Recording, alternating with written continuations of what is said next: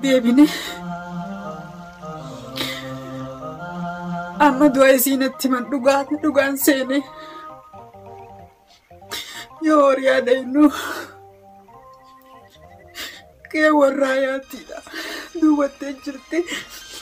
kabajamtoota hordoftoota keenya duuti eenyurraa waan ooltu namuu taraa eeggata. rabbii warra jannataa isii haa godhu armee isiidha. sabbata imaanaatiin isii alii isiidha. isii haa ilaalii isii haa jajjabeessu hayaat duuti isii du'a dhugaa fakkaattu miti.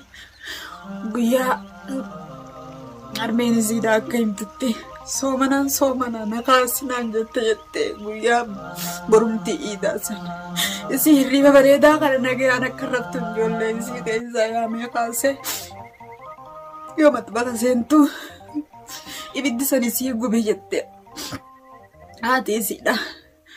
ibiddi san isii gubee harmeetii kottuu na baasmee jette halkan edaa bilbilaan na dubbifte jette.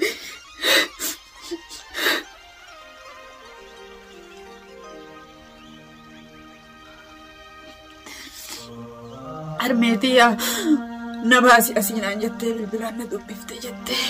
duuti silaa hin dhabdu waan isheenaan qabne hin jirtu. rabbiin warra jannataa isii haa godhu. jannatal firdawsiin isii haa qananiisu. waan hin jiru hin beeku. namni isii beeytan guutuun duuti nama hin beeyneen tolti jedhanii hoggatu wallaahi.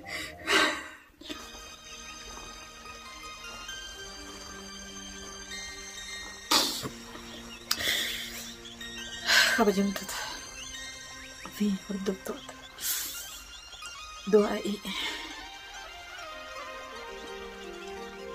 rabbi